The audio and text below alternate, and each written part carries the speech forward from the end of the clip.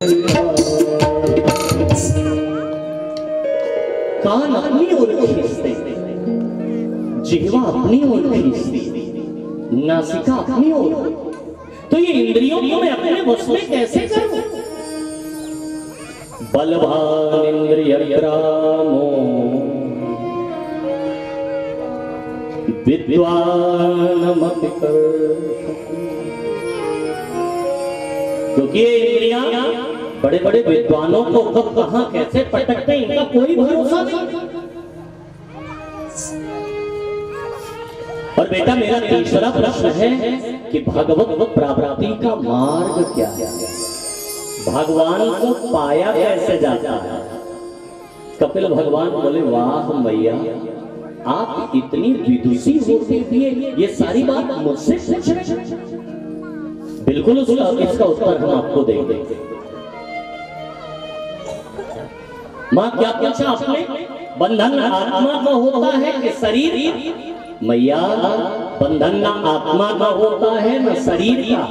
मनुस्मृति कह रही है कि मनेव मनुष्याणां कारणं बंधमोक्षयोः। मन ही मनुष्य के बंधन और मुक्ति का कारण बनता है। मन के हारे हार है और मन के जीते जीत। मन ही मिलावत राम से, मन ही करत परे। मन ही मिलावत राम से, मन ही करत।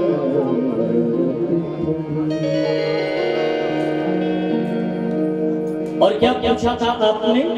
इंद्रियों को वश में करने का तरीका है अष्टांग योग, यम, नियम, आसन, प्राणायाम, प्रत्याहार, धारणा, ध्यान, समाधि। अष्टांग योग के माध्यम से इंद्रियों को अपने वश में किया जाता है। माने पूछा, बेटा भगवान को पाने का मार्ग क्या है, तरीका क्या है? कपिल भगवान ने कहा, भैया भगवत प्राप्ति के दो मार्ग बताए गए हैं शास्त्रों में। एक है ज्ञान का मार्ग और दूसरा है भक्ति का मार्ग। मैंने कहा वो कैसे बेटा? बोले ज्ञानी जो होते हैं वो भगवान को पकड़ करके रखते हैं, लेकिन भक्त जो होते हैं वो भगवान के प्रति समर्पित रहते हैं। माने कहा कि मैं कुछ समझी नहीं बेटा, थोड़ा और अच्छे से समझाओ, ये ज्ञान का मार्ग कैसे है और भक्ति का मार्ग कैसे है? कपिल भगवान ने कहा, भैया बंदर देखा, बंदरिया देखी आप? मां नहीं पकड़ती अपने बच्चे को, बल्कि बच्चा अपनी मां को पकड़े रहेगा। अब बंदरिया एक छत से दूसरे छत पर छलांग लगावे और बच्चे का हाथ छूट जाए, बच्चा तीसरी मंजिल से नीचे गिर जाए, बच्चे का सर फट जाए, मर जाए, तो गलती मां की नहीं है। क्यों? क्योंकि बच्चे ने अपनी मां को पकड़ा। बिल्ली देखा है? बिल्ली जिस मुंह से चूहे को तोड़ करके खा जाती है, उसी मुंह से भैया बच्चे का सर पकड़ करके, गर्दन पकड़ करके एक दरवाजे से दूसरा दरवाजा पार करती है। ये है भक्ति का मार्ग। माने कहा कि मैं कुछ समझी नहीं और अच्छे से समझा। ज्ञानी भगवान को पकड़ करके रखता है, भक्त भगवान के प्रति समर्पित रहता है। माने कहा कि बेटा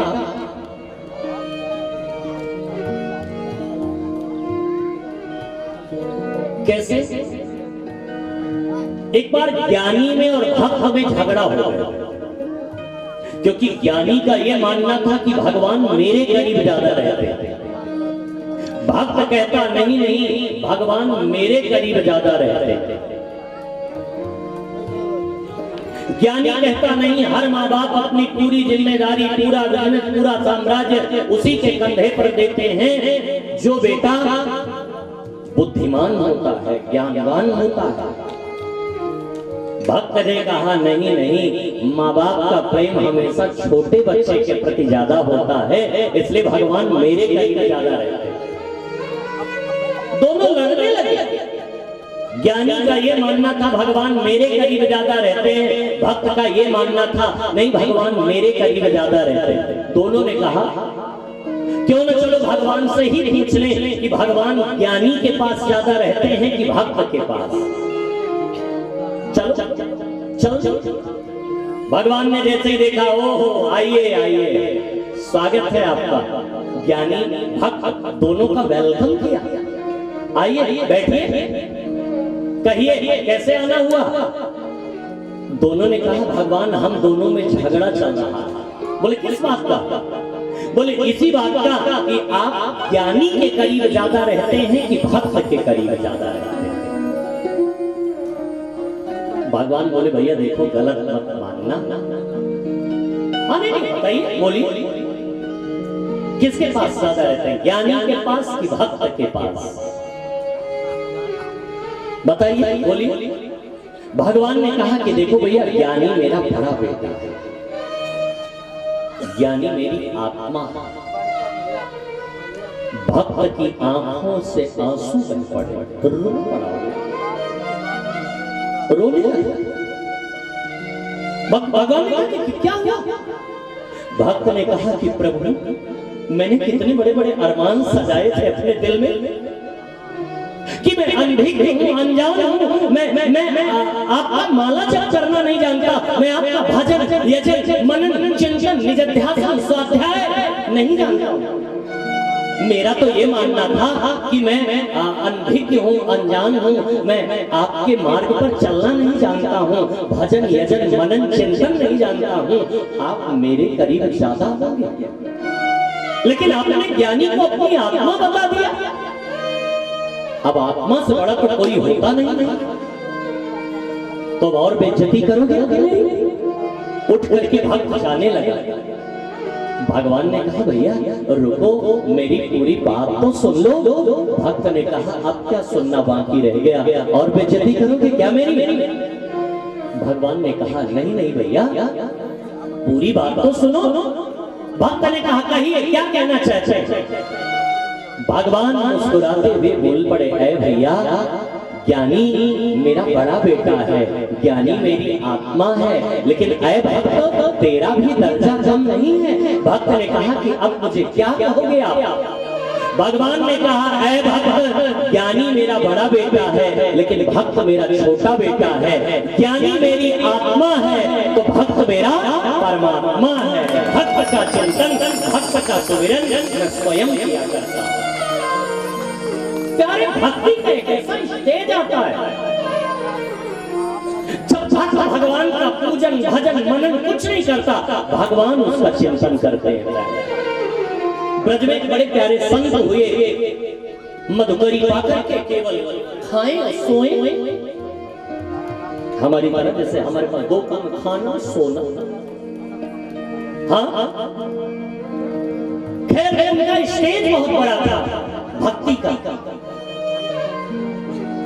महाराज लोगों ने उनसे कहा कि हे बाबा अरे केवल खाता सोता है, कुछ और तो किया कर, कुछ नहीं कर पाता तो राधे राधे जपा कर।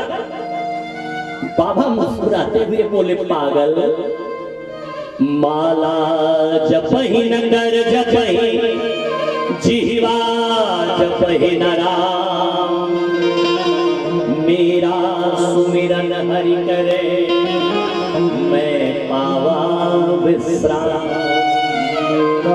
सुमिरन हरि करे मैं पावा।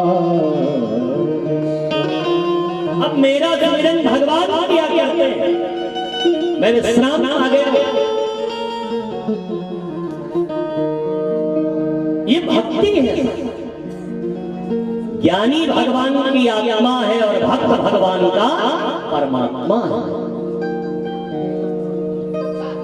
जैसे भक्ति और मुक्ति दो शब्द आते हैं, लेकिन दोनों में भेद क्या है, दोनों में अंतर क्या है?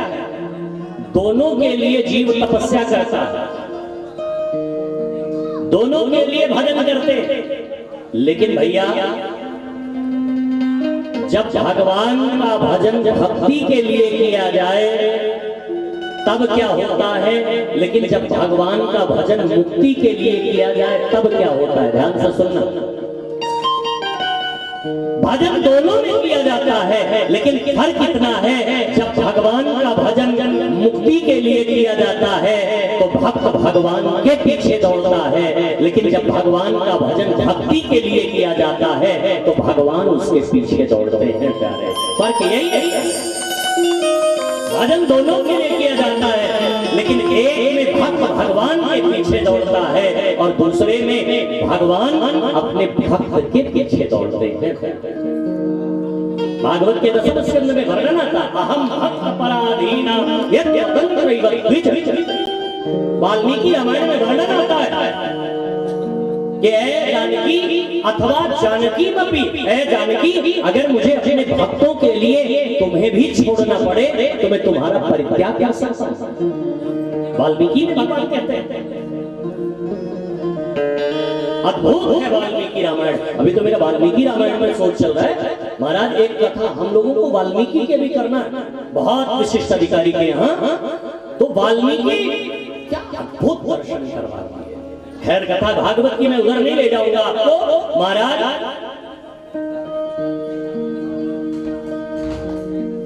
भक्ति और ज्ञान दो मार्ग।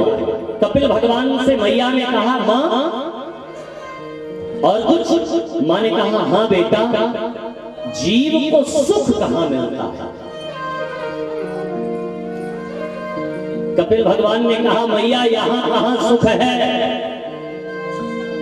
बोल क्यों? जीव जब पहले दिन मां के गर्भ में प्रवेश करता है तो अति सूक्ष्म रूप होता है। जीव जब गर्भ में 10 दिन का होता है तो थोड़ा सा बुदबुदा हो जाता है। 1 महीने में जीव के सर का निर्माण हो जाता है गर्भ में। सबसे पहले अगर कुछ बनता है शरीर का तो क्या बनता है? ब्रह्मांड, सर बनता है। 3 महीने का जीव जब गर्भ में होता है तो उसका पूरा शरीर बन जाता है, पूरा। अगर पुत्र है तो मां की दाहिनी कुक्षी में, और कन्या है तो मां की बाईं कुक्षी में विराजता है। भागवत में लिखा है।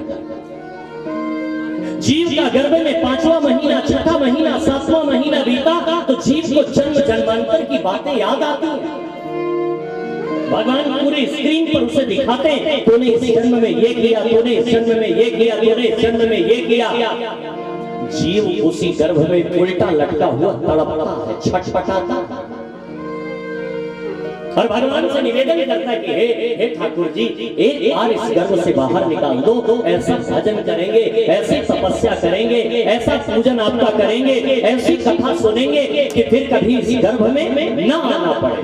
गर्भवास समम दुःखम न भूतो न भविष्यति।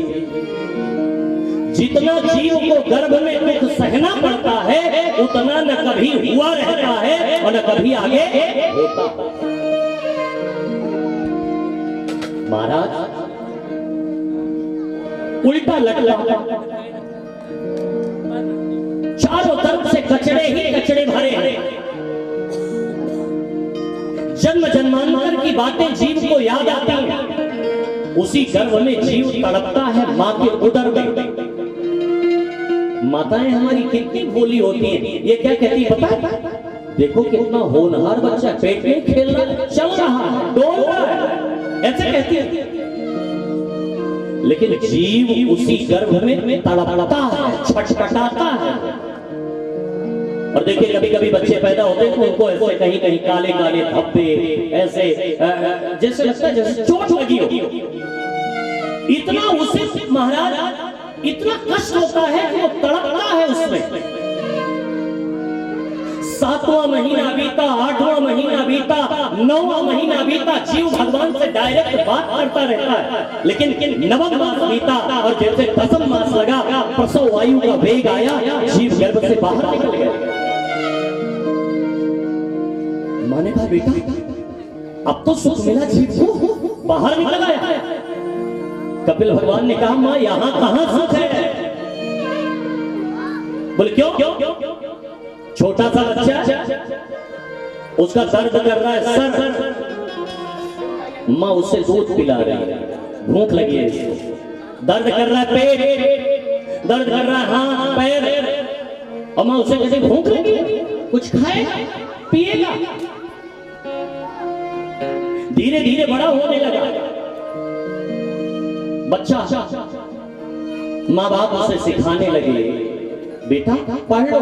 मातु पिता बालकन बुलावे, उदर भरने को मंत्र सिखावे।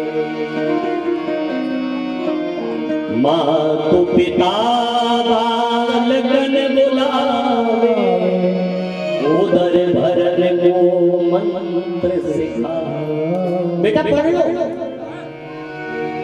नहीं तो काम कैसे चलेगा? और पढ़ाते भी क्या है? A for apple, B for ball, C for, यही पढ़ाएंगे, कुत्ता बिल्ली। अच्छा, हिंदी वालों की नकल किया इंग्लिश वालों ने, लेकिन नकल तो नकल ही होती। हिंदी कहां से प्रारंभ होती है? आ, हम लोगों ने बचपन में क्या पढ़ा? आ माने अमरूद। इंग्लिश वालों ने सोचा अच्छा शुरू किया जाता है फल से, तो हम इनसे अच्छा फल वाला शब्द लाएंगे। तो उन्होंने अमरूद की जगह क्या किया? ए फॉर एप्पल कर दिया। लेकिन नकल में भी अकल होनी चाहिए।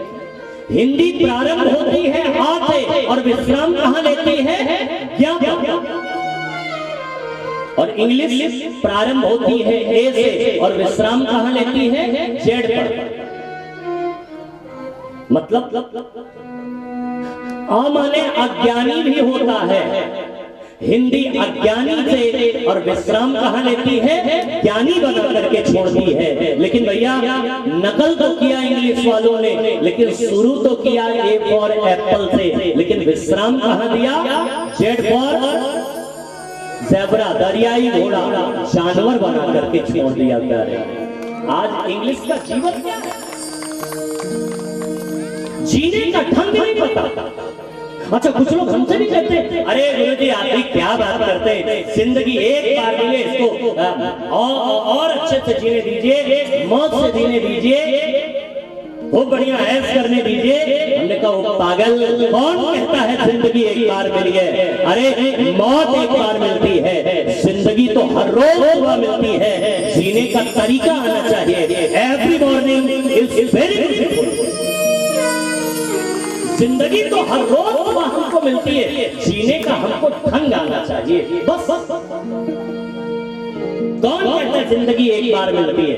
जिंदगी तो हर रोज सुबह मिलती है प्यारे, मौत एक बार मिलती है। Every morning is very beautiful. प्रत्येक सुबह जीने का बस तरीका, जीने का ढंग आना चाहिए।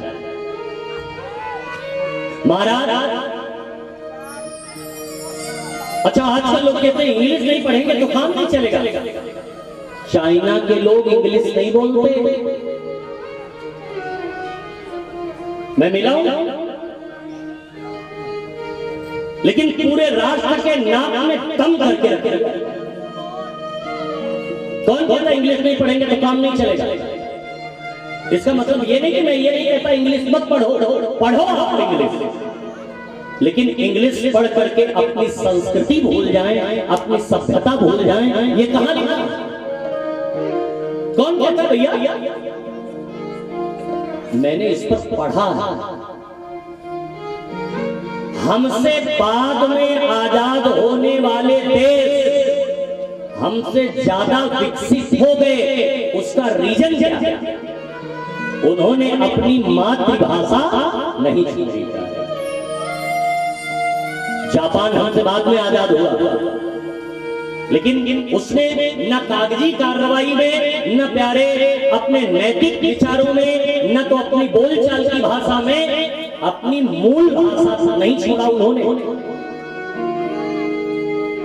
हम आप क्यों पीछे चले गए? क्यों?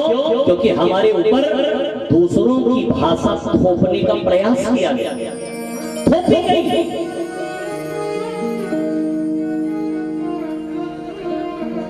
आज भी हम देखते हैं कितने लोग जिंदगी बीत जाए गांव में और 2 महीने बंबई के लिए क्या चले गए और लौटेंगे गांव में, तो तेरे को बोला ना, ए यारा तेरे को, हाँ ऐसे बोलते हमको, तुमको बड़ी हंसी आती है। पूरी जिंदगी गांव में बीत जाए और भैया 2 महीने 3 महीने चले जाए मुंबई, लौटेंगे तो ऐसे बात करेंगे, तेरे को बोला ना। अरे साहब, अपनी मातृभाषा पकड़िए, मूल भाषा पकड़िए, और अपनी भाषा में कितनी मिठास छिपी रहती है, कितना प्रेम अच्छा लगता है।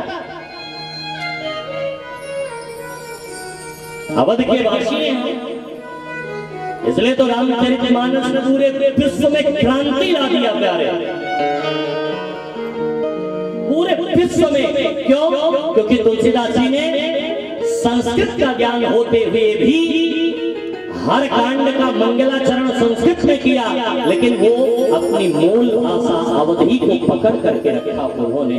इसलिए महाराज पूरे विश्व में क्रांति ला दिया। लोग वाल्मीकि रामायण की कथा उतना नहीं जानते होंगे जितना श्री रामचरितमानस की कथा। जो नहीं भी पढ़े लिखे भैया, बात बात में 2-4 चौपाइयां तो वो भी बोल देते थे।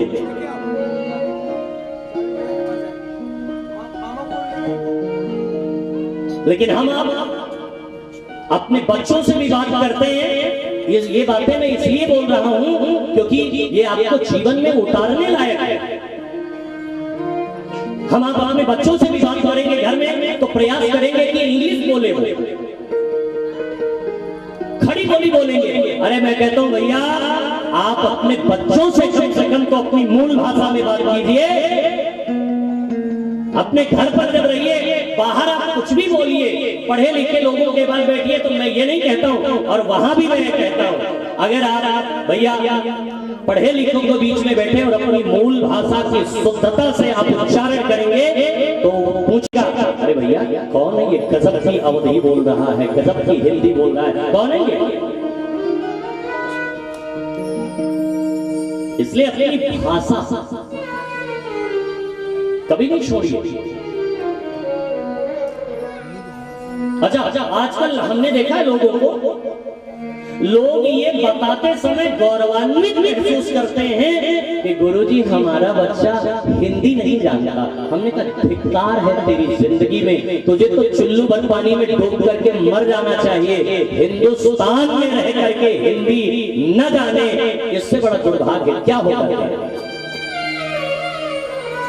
संस्कृत तो दूर की बात है, हिंदी पढ़िए आप इंग्लिश, लेकिन इंग्लिश पढ़ करके अपनी संस्कृति भूल जाएं, अपनी सभ्यता भूल जाएं, ये कहां लिखा है? हाँ? अच्छा, हमसे भी लोग जब कहते हैं हम तो भैया कहीं भी जाएं, चाहे साउथ इंडिया जाए, चाहे दक्षिण भारत की ओर जाए, चाहे मुंबई जाए, चाहे दिल्ली जाए, चाहे कलकत्ता, कहीं भी जाए, जाते रहते। अभी हम आज ही मंडप में पूजा कर रहे थे, तो साउथ इंडिया से, दक्षिण भारत से फोन आया, विशाखापट्टनम, महाराज आपको कथा करनी। हमने कहा कि बिल्कुल करेंगे, और अपनी मूल भाषा को हमने पकड़ करके बात किया। उनका गुरुजी आनंद आ गया आज आपसे इतने दिन बाद इतनी शुद्ध हिंदी सुन करके। हमने कहा कि भैया बिल्कुल क्यों नहीं आएगा, क्योंकि आपका जन्म तो यही हुआ था, अब आपका पूरा साम्राज्य वहां बना हुआ है। जननी जन्मभूमि स्वर्गादपि गरीयसी। जन्मभूमि मातृभाषा ये प्यारे बदली नहीं जाती, और जिसने इनको छोड़ा, जैसे वृक्ष की जड़ काट दी जाए तो कितनी देर वो हरा भरा रहेगा, 1 घंटे 2 घंटे, 1 दिन 2 दिन, लेकिन धीरे धीरे भैया वो सूख जाएगा। ऐसे जिसने अपने मूल को छोड़ दिया वो धीरे धीरे साल 2 साल 4 साल में भैया पतन की ओर चला जाएगा, पतझड़ की ओर चला जाएगा।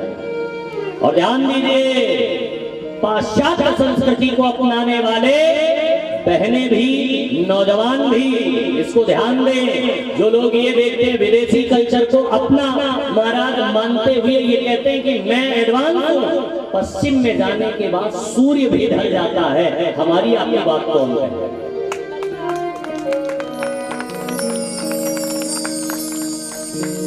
जैसे महाराज कपिल भगवान ने कहा, मां यहां कहां सुख है। बच्चा धीरे धीरे बड़ा हुआ, कमाई करने लगा, कोई गरीब हुआ कोई अमीर हुआ, तो 3 कहे धनवान सुखी, धनवान कहे सुख राज कुमारी, राज कहे महाराज सुखी, महाराज कहे सुख इंद्र कुमारी, इंद्र कहे चतुरानन को सुख, ब्रह्म कहे सुख विष्णु कुमारी।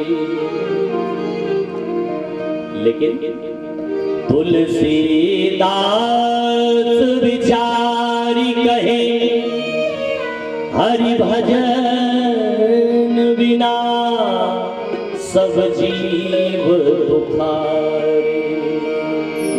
तुलसीदास विचारी कहे बिना भगवान के भजन के सब बिना सब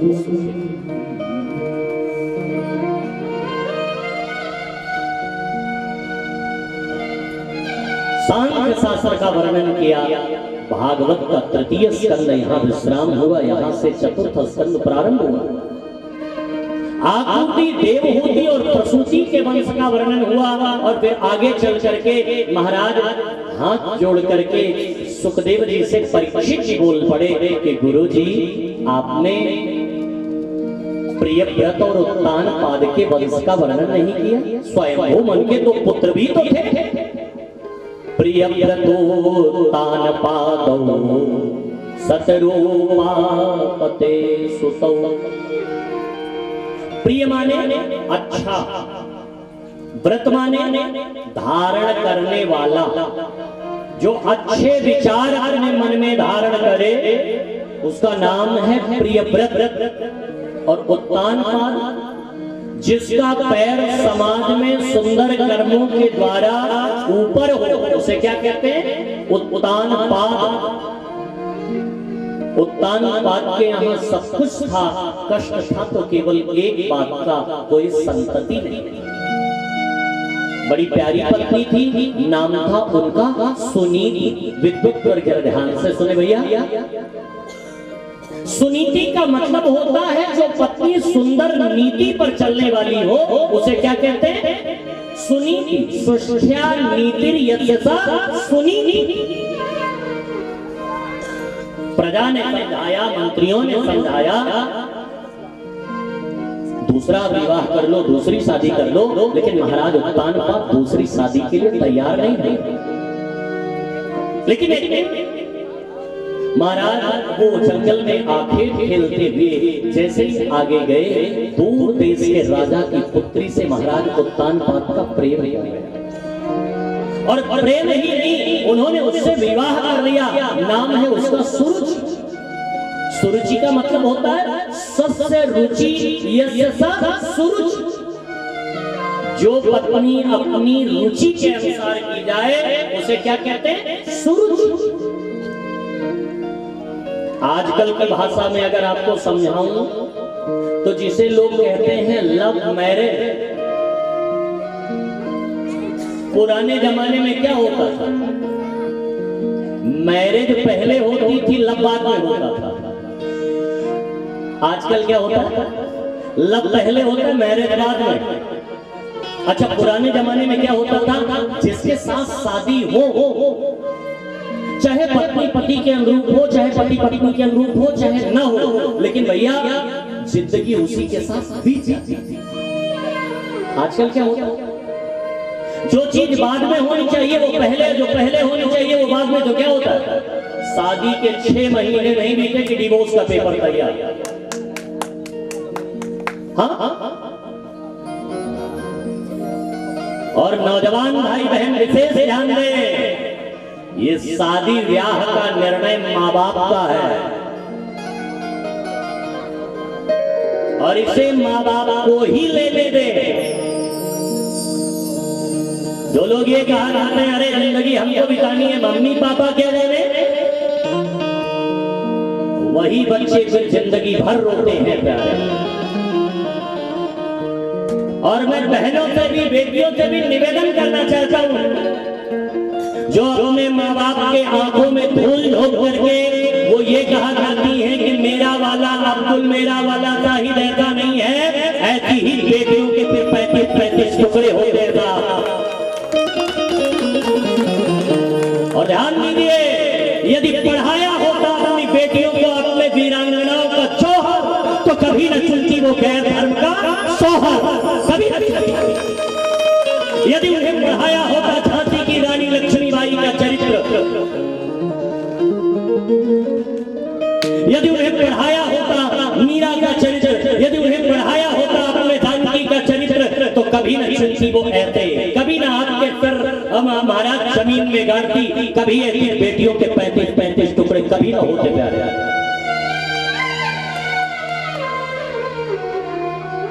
और मैं तो ऐसी बेटियों को भी कहता हूं कि चुल्लू भर पानी में डूब करके मर जाना चाहिए।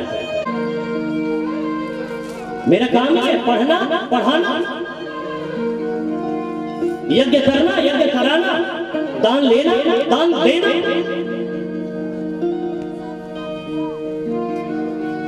साहब, भागवत का मतलब ये नहीं है कि आप हाथ जोड़ करके 7 दिन बैठ गए और भैया अब चलो मोक्ष मिल गया, टिकट कंफर्म हो गया, अब हमारे पिता तर गए, हम भी तर जाएंगे। अरे भैया, महाराज परीक्षित को अगर केवल मुक्ति का भय होता तो गंगा के किनारे बैठे थे परीक्षित और गंगे कब दर्शनार्थ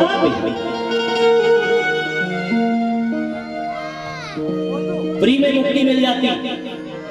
क्या जरूरत थी इतना बड़ा आयोजन करने की?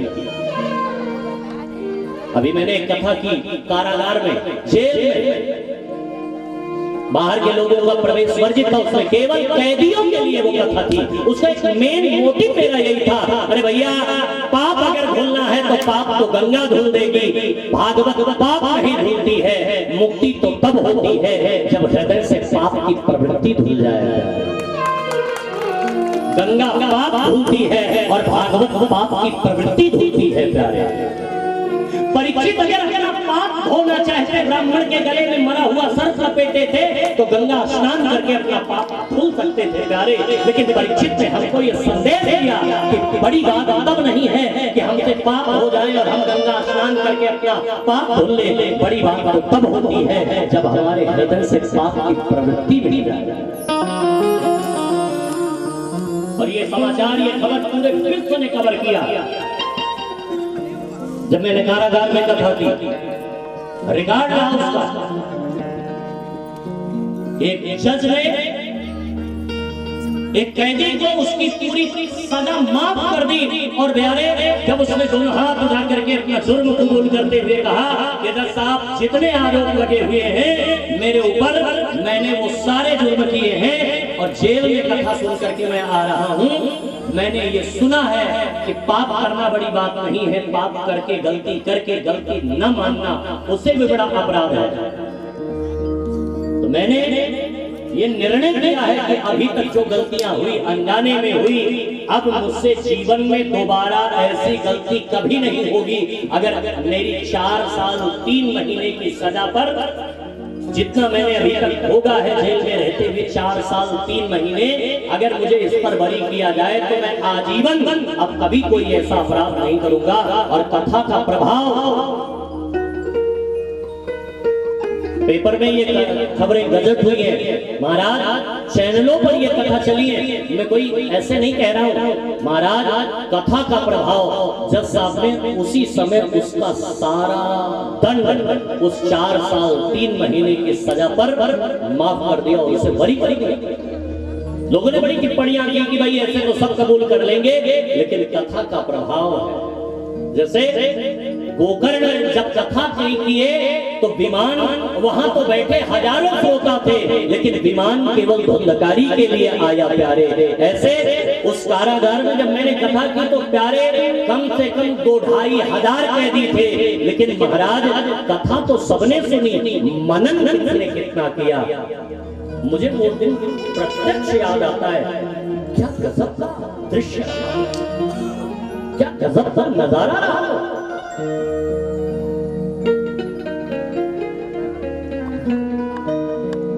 महाराज जैसे उत्तानपाद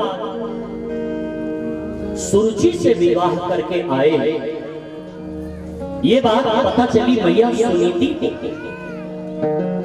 सुनीति मैया आरती की थाली लेकर के दरवाजे पर खड़ी हो गई कि आएंगे तो उनका स्वागत करेंगे, लेकिन उल्टा हो गया। क्या सुरुचि को लेकर के जब उत्तानपाद आए, सुरुचि ने पूछा ये कौन है? बोले अरे ये मेरी पहली पत्नी, मैंने इनसे विवाह किया। सुरुचि हाथ जोड़ करके बोल पड़ी, महाराज देखो मैंने आपसे पहले ही कहा था, ये यदि यहां रहेंगे तो मैं यहां रहने वाली नहीं। और महाराज उत्तानपाद उस गोरी चमड़ी के पीछे इतना आसक्त हो गए कि मैया सुनीति को घर से बाहर निकाल दी। मैया सुनीति संतों के आश्रम के पीछे जाकर के एक पर्णकुटी बना करके रहने लगे।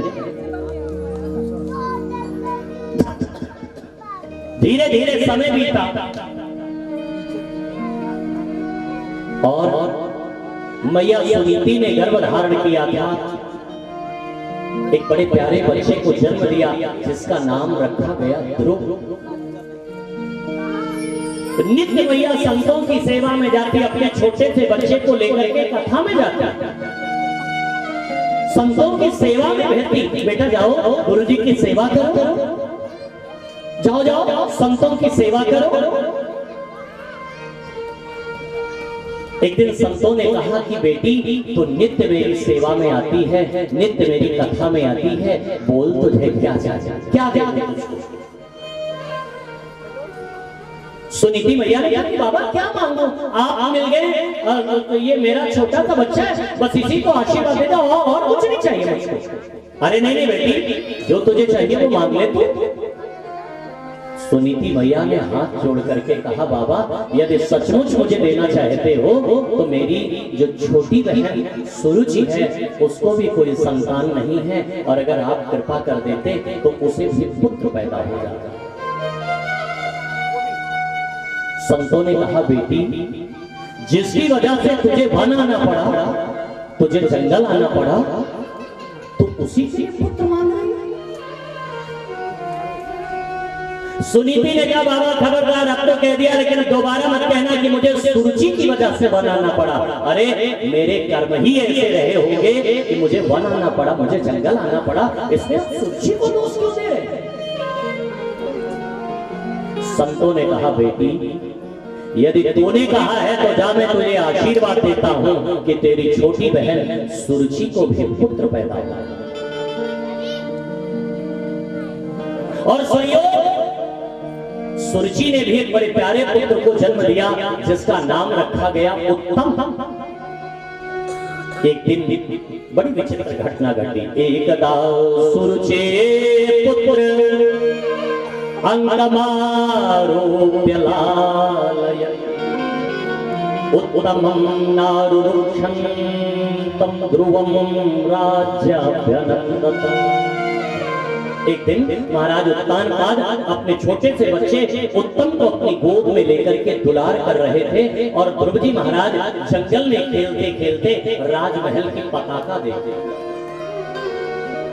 आज उनके मन में कल्पना हुई कि मैं भी तो चलूं जरा पिताजी की गोद में बैठ के देखूं कि पिता का प्रेम कैसे होता है। पिता का वो हाथ जब सर पर आता है तो कैसे लगता है। और ध्रुव जैसे ही दौड़ करके राजमहल में प्रवेश किए, सैनिकों ने जाना अरे ये महाराज का बड़ा बेटा है, आगे आने वाले समय का युवराज है। लोगों ने हाथ जोड़ जोड़ करके उनका स्वागत किया। ध्रुव जी को लगा अच्छा युवराज बनने के बाद इतना स्वागत होता है, वाह भाई। ये बातें ध्रुव जी को अच्छी लग रही थी। भाई आतिथ्य सत्कार सम्मान किसको नहीं अच्छा लगेगा। ध्रुव जी को ये बातें अंदर अंदर प्रभावित कर रही थी। ध्रुव जी दौड़ करके देखे पिताजी की गोद में बैठा हुआ छोटा सा बच्चा। ध्रुव जी ने सोचा मैं भी जाऊं दौड़ करके पिताजी की गोद में बैठ जाऊं।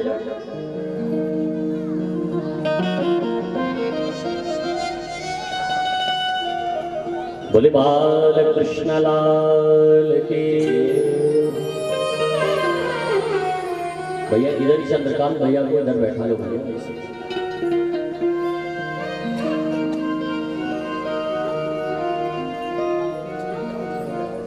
बोले बाल कृष्ण लाल के।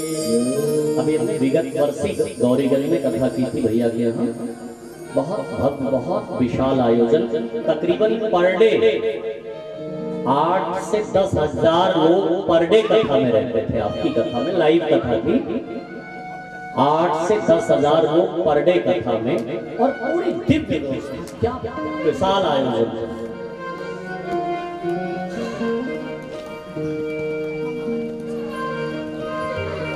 महाराज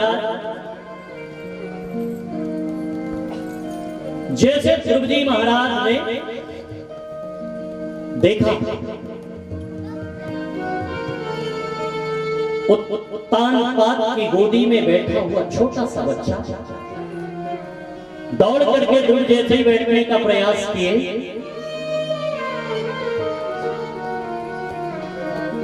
बगल में बैठी हुई विमाता ने उनका हाथ पकड़ लिया। कहां जा रहे हो तुम? ध्रुव ने कहा मैं अपने पिताजी की गोदी में बैठने जा रहा हूं। सुरुचि ने कहा ध्रुव उस गोदी में बैठना इतना आसान नहीं है जितना तू समझ रहा है। अरे तुझे गोदी में बैठने का इतना ही शौक है तो निकल जा राज्य से बाहर और जा करके तपस्या कर। तपस्या करके जब तेरे सामने भगवान प्रकट हो तो उनसे मेरी कुक्षी मांगना। आज सुरुचि ने केवल ध्रुव का अपमान नहीं किया बल्कि भगवान का अपमान कर दिया था। क्यों? क्योंकि लोग जंगल तपस्या करने क्यों जाते हैं कि मुझे इस गर्भ में नहाना पड़ता। और सुरुचि क्या कह रही? जा करके मेरा गर्भ मांगो, मेरी कुक्षी मांगो। महाराज ध्रुव जी को ये बात तीर की तरह लगी, आंखों में आंसू आ गए। ध्रुव रोने लगे, रोते रोते बाहर आ गए। आए अपनी मैया सुरुचि के पास, सुनीति के पास।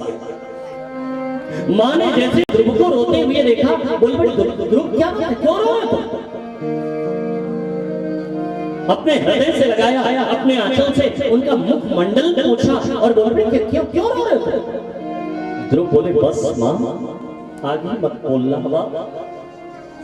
मैं तुझसे रोज पूछता था ना कि ऐ मां हर बच्चे के पिता होते तो मेरा भी कोई पिता होगा ना। तो तू मुझसे एक ही बात कहा करती थी ना कि महाराज उत्तानपाद तेरे पिता। मां मैंने कभी तुझसे हट तो नहीं किया ना, मैंने कभी तुझसे जिद तो नहीं की ना, तो तूने मुझे झूठा आश्वासन क्यों दिया मां? क्योंकि साहब पिता का प्रेम क्या होता है जानते हैं? पिता अपने बच्चों से कितना प्रेम करता है, कभी आपने पिता के दिल में झांक करके देखा? अरे साहब मां तो अपने बच्चों के सामने अपने दुख के आंसू बहा करके अपने गिले शिकवे कह लेते, लेकिन पिता तो अपनी वेदना कभी व्यक्त भी नहीं कर पाता है। पिता तो अपनी पीड़ा कभी अपने बच्चों के सामने रो करके कह ही नहीं पाता। लेकिन पिता की कितनी अहमियत है हमारी जिंदगी में, पिता की कितनी जरूरत है हमारे जीवन में, कभी आपने इस पर विचार किया? कभी आपने इस पर गौर किया?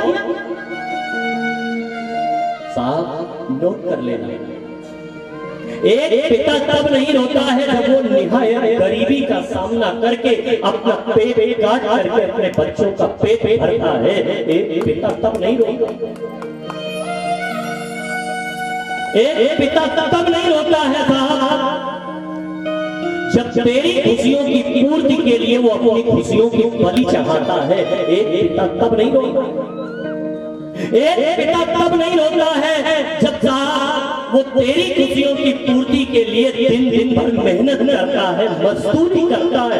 एक पिता तब नहीं रोता है, एक पिता तो उस दिन रो पड़ता है प्यारे जिस दिन उसके वही बच्चे बड़े होकर के अपने परिवार अपनी बच्चों के सामने डांटते हुए कहते हैं क्या किया आपने मेरे लिए, ये सब तो मैंने बनाया है। उसी दिन पिता का फट जाता है, उसी दिन पिता रो करता है। लेकिन नोट कर लेना मेरे माई बाप, पिता की कितनी जरूरत है जिंदगी में। पिता है हमारा सिंदूर है, पिता है हमारी चूड़ी है, पिता है हमारा सुहाग है, पिता है तो बाजार के सारे खिलौने अपने, पिता है तो दुनिया की सारी खुशियां अपनी है, पिता है तो संसार के सारे रिश्ते अपने हैं, पिता है तो दुनिया के सारे नाते अपने हैं। लेकिन जिस दिन पिता का साया सर से हट जाता है उस दिन यही दुनिया अनाथ कहने लगती है, अनाथ कहने लगती है। उंगली पकड़ कर चलना सिखाया, भूखे रहकर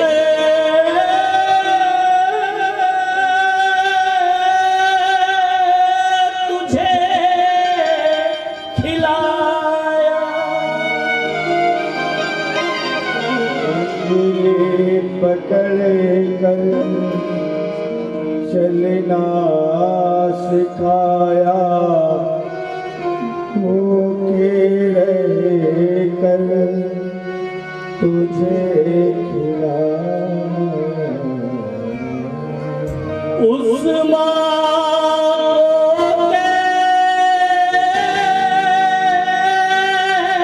से भूल गए,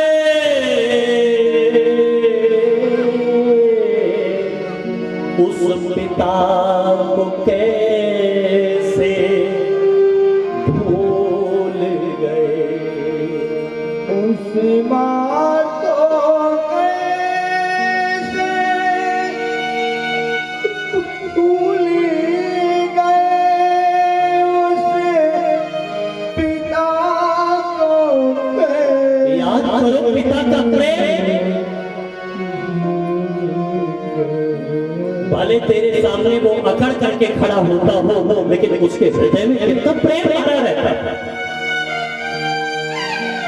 स्वयं भले नए कपड़े त्योहार पर न पहने लेकिन बच्चों के लिए दिन भर मेहनत मजदूरी कर तेरी खुशी तेरी झोली में देता।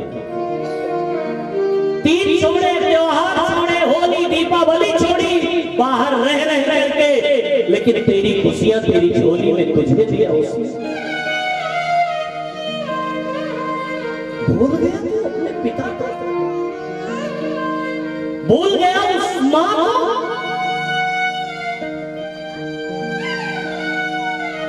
ध्रुव रोते हुए बोले मां, मैं तुझसे रो पूछता था मेरा पिता कौन है, तो तुझसे मुझसे यही कहा करती थी महाराज उत्तानपाद मेरे पिता है। और मां, यदि महाराज उत्तानपाद मेरे पिता है तो विमाता ने मुझे उनकी गोदी में बैठने से क्यों मना कर दिया मां? न रोक पाई अपने आंसुओं को सुनती, बह पड़े उसके आंसू और अपने हृदय से लगा करके बोल पड़ी, ध्रुव सही तो कहा है मेरे मां ने, तो अभागा है। सही तो कहा है तेरी मां ने, तो दुर्भाग्यशाली है। लेकिन है ध्रुव, गोदी में बैठना चाहता ना तो निकल जा राज्य से बाहर, लेकिन किसी लौकिक पिता की गोदी में बैठने के लिए नहीं। बोले फिर? बोले परम पिता की गोदी में बैठने के लिए तपस्या कर, क्योंकि लौकिक पिता का प्रेम 1 साल 2 साल 4 साल 10 साल 20 साल 50 साल होगा, लेकिन यदि तू परम पिता की गोदी में बैठ गया तो जिंदगी भर, पूरी उम्र भर वो आनंद की अनुभूति कम नहीं होगी। ये है प्यारे मां, इन्हें कहते हैं मां। और ध्यान से सुनना भैया, मां यदि चाहे लेना तो अपने बच्चे को बड़ा सा बड़ा विद्वान बना सकती है। मां यदि चाहे लेना तो बच्चे को बड़ा सा बड़ा इंजीनियर बना सकती है।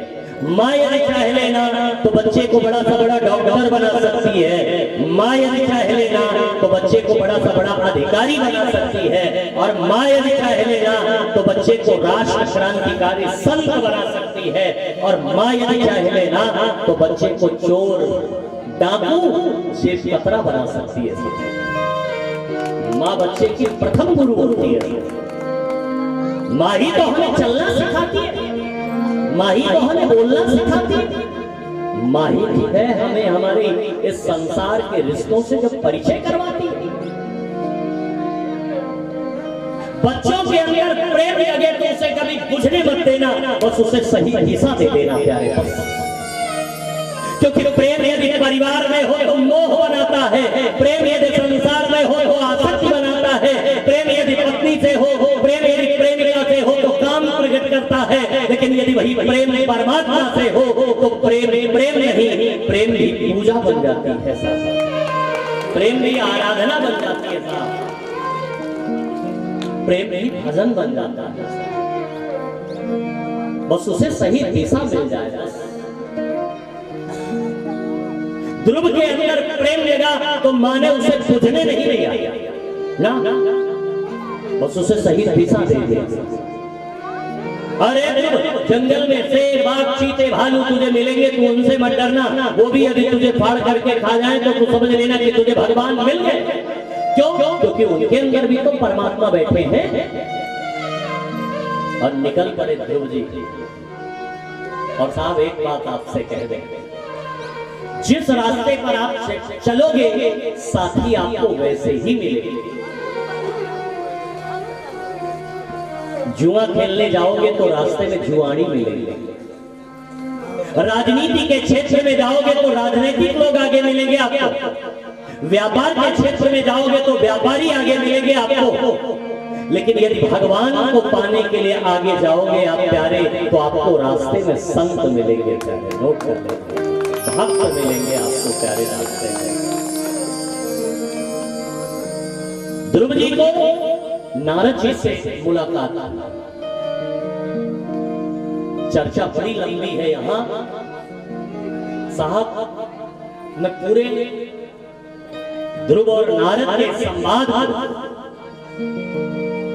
4 घंटे 5 घंटे बोल सकता हूं, लेकिन समय सीमा की बाध्यता देखते हुए मैं केवल आपसे एक बात कहूंगा। नारद जी ने ध्रुव जी को 12 मंत्र की दीक्षा दी और इसीलिए ध्रुव जी ने अपनी स्तुति भी गाई। तो 12 श्लोकों में गाई। स्तुतियों की संख्या है श्लोकों की। इंद्र ने कितने श्लोकों में गाया? 10 श्लोकों में। पितामह ने कितने श्लोक में स्तुति गाई? 11। ध्रुव ने कितने श्लोक में स्तुति गाई? 12। ब्रह्मा ने कितने श्लोक में स्तुति गाई? 40। कारण है, खैर समय अभी नहीं है। महाराज ध्रुव जी जैसे द्वादशाक्षर मंत्र की दीक्षा पाए, वहां से निकले और मधुबन में स्नान किया। यमुना में स्नान का तात्पर्य, बैठ जाओ भैया, खड़े मत हो, इधर कोई खड़ा नहीं होगा। पीछे वाले जो बुजुर्ग, काफी विद्वज्जन बैठे हैं, बुजुर्ग बैठे हैं कथा में, और ये सामने वाली कुर्सियां जो बच्चों की भैया एकदम इधर साइड पर, साइड। महाराज द्वादशाक्षर मंत्र की दीक्षा हुई, और दीक्षा बड़ा गंभीर विषय है, गुरु बड़ा गंभीर विषय है। गु माने अंधकार, रू माने प्रकाश, जो हमें अंधकार से प्रकाश की ओर ले जाए। इसलिए मैं ये बात हमेशा कहा करता हूं, गुरु कभी किसी के बहकावे में याद करके उसे गुरु मत बनाना। गुरु कभी किसी के चमत्कार को देख करके उसे गुरु मत बनाना। गुरु कभी किसी के दबाव में आकर के गुरु मत बनाना। गुरु साधारण है ही नहीं, और एक बार उसे भी कभी गुरु मत बनाना जो ये कहता हो कि केवल गुरु ही सब कुछ है, बाकी कुछ नहीं है। गलत। गुरु भगवान को पाने की एक सीढ़ी है,